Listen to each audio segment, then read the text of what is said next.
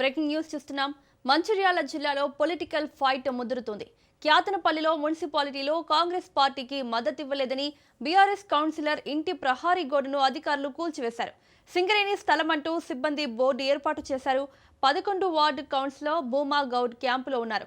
క్యాతనపల్లి మున్సిపాలిటీలో కాంగ్రెస్ పార్టీకి BRS CPI మద్దతు తెలపడం లేదు. విషయం తెలుసుకున్న మాజీ మంత్రి కొప్పుల ఈశ్వర్ భూమా గౌడ్ సతీమణికి ఫోన్ చేసి మనోధైర్యం చెప్పారు.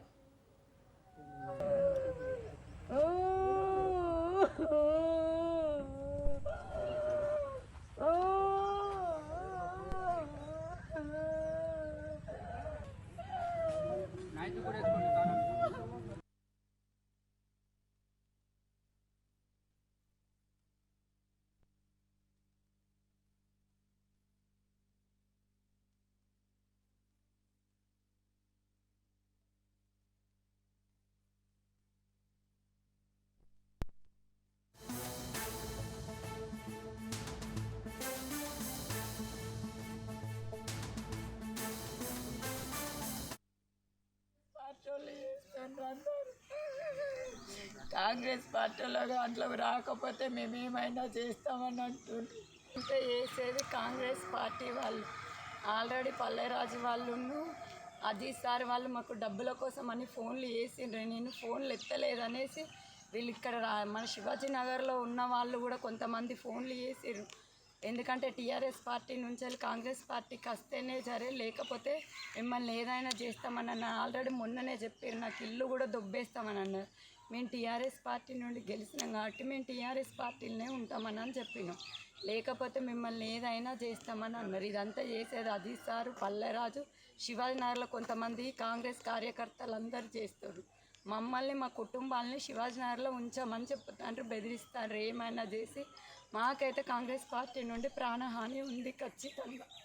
సాయంత్రం మంచిర్యాల జిల్లాలో పొలిటికల్ ఫైట్ ముదురుతోంది. క్యాతనపల్లి మున్సిపాలిటీలో కాంగ్రెస్ పార్టీకి మద్దతు ఇవ్వలేదని బీఆర్ఎస్ కౌన్సిలర్ ఇంటి ప్రహారీ గోడను అధికారులు కూల్చివేశారు.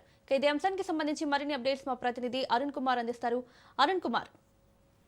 మౌనిక, మంచిర్యాల జిల్లా క్యాతనపల్లి మున్సిపాలిటీలోని బీఆర్ఎస్ కౌన్సిలర్ భూమా గౌడ్ ఇంటి ప్రహారీ గోడను సింగరేణి సిబ్బంది కూలగొట్టడం అయితే వివాదాస్పదంగా మారింది. ముఖ్యంగా కూడా గత కొన్ని రోజులు కూడా క్యాతనపల్లి మున్సిపాలిటీలో చోటు చేసుకున్న రాజకీయ పరిణామం నేపథ్యంలో కూడా బీఆర్ఎస్ కు సంబంధించినటువంటి 11వ వార్డు కౌన్సిలర్ గా గెలిచిన భూమా గౌడ్ కూడా ఏదైతే శివాజీ నగర్ లో నివాసం ఉంటారో అక్కడ తనకు ఇంటితో పాటు ప్రహారీ గోడ కూడా ఉంది. ఇంకా కొంచెం స్థలాన్ని కూడా స్థలం ఉంది. ఆ స్థలానికి సంబంధించినటువంటి దాంట్లో కూడా సింగరేణి అధికారులు నిన్న ఏదైతే వచ్చి కూడా అక్కడ ఉన్నటువంటి సామాగ్రి చిందరవందర చేసి అక్కడ ఉన్న ప్రహారీని కూడా కూలగొట్టడం జరిగింది. ఏదైతే అక్కడ సింగరేణికి సంబంధించిన స్థలం అంటూ కూడా ఒక బోర్డు కూడా ఏర్పాటు చేయడం జరిగింది. అయితే బాధితులు మాత్రం తెలుపుతా ఉన్నారు, ఏదైతే గత 2010 నుంచి కూడా ఈ స్థలం అంతా మాదే, ఇక్కడ ఫెన్సింగ్ వేసుకున్నాము, ఇక్కడ టెంట్ హౌస్ సామాన్, ఇక్కడ సామాగ్రి భద్రపరుస్తాము. ముఖ్యంగా కూడా ఏదైతే ఇటు క్యాతనపల్లి మున్సిపాలిటీకి సంబంధించి కూడా మున్సిపాలిటీలో కూడా ఏదైతే దాన్ని నమోదు చేసుకోవడం జరిగింది. ప్రతి నెల కూడా దానికి బిల్లు కూడా చెల్లిస్తా ఉన్నాము. ఏదైతే రాయల్టీ కూడా చెల్లిస్తున్నాం, బిల్లు చెల్లిస్తున్నాం అంటూ కూడా ఏదైతే బాధితులు అయితే తెలుపుతా ఉన్నారు. ఇక భూమా గౌడ్ మాత్రం ఏదైతే ఇప్పుడు ఇక్కడ జరుగుతున్నటువంటి పరిణామాల నేపథ్యంలో కూడా బీఆర్ఎస్ క్యాంప్ లో అక్కడ ఏదైతే ఉన్నట్టు కూడా తెలుస్తా ఉన్నది. ఇక ఏదైతే ఇప్పటికే కూడా ఈ స్థలం కూడా ఖచ్చితంగా మీరు 2 రోజుల్లో ఖాళీ చేయాలి, లేదంటే కూడా ఇంటిని కూడా కూల్ చేస్తాం, ఈ స్థలానికి సంబంధించి ఏదైతే వస్తువులను కూడా తీసుకెళ్తామంటూ కూడా ఎస్ఐఎన్పిసి అధికారులు అయితే ఎస్ఐఎన్పిసి అండ్ సింగరేణి ఎస్టేట్ అధికారులు అయితే నిన్న వాళ్లకు ఏదైతే హెచ్చరికలు జారీ చేసి ఈ నేపథ్యంలో నా కుటుంబం అంతా కూడా ఆందోళన చెందుతుంది. ముఖ్యంగా కూడా గత 2 రోజుల నుంచి కూడా చోటు చేసుకున్న పరిణామాల నేపథ్యంలో కూడా ఏదైతే కాంగ్రెస్ పార్టీకి బీఆర్ఎస్ నాయకులు కౌన్సిలర్లు మద్దతు తెలపలేని కక్షతో ఇదైతే కుట్రపూరితమైనటువంటి చర్యలకు అధికార పార్టీ నాయకులు దిగుతున్నారైతే కాంగ్రెస్ కు సంబంధించినటువంటి ఏదైతే బీఆర్ఎస్ కు సంబంధించినటువంటి బాధిత కుటుంబం అయితే ఆవేదన వ్యక్తం చేస్తాను. ఏదేమైనప్పటికీ కూడా ఏదైతే ఇటువంటి చర్యలకు పాల్పడడం సరికాదని తెలుపుతున్నారు. ఏదైనా ఉంటే ఖచ్చితంగా ఏదైతే రాజకీయంగా ఫైట్ చేయాలి తప్ప కుటుంబాలపై కూడా దాడులు చేసుడు, లేకపోతే వాళ్ళని బెదిరించేటువంటి ప్రయత్నాలు చేయడం సరికాదు అంటారు. ఏదేమైనప్పటికీ కూడా మరికొన్ని గంటల్లో కూడా ఏదైతే మాజీ మంత్రి కొప్పుల ఈశ్వర్ కూడా కుటుంబాన్ని కూడా కలిసి పరామర్శించేటువంటి అవకాశం ఉన్నది. మౌనిక. అరుణ్ కుమార్, అయితే కాంగ్రెస్ పార్టీకి బీఆర్ఎస్ అండ్ సిపిఐ ఎందుకు మద్దతు తెలపడం లేదు? కారణాలు ఏంటి?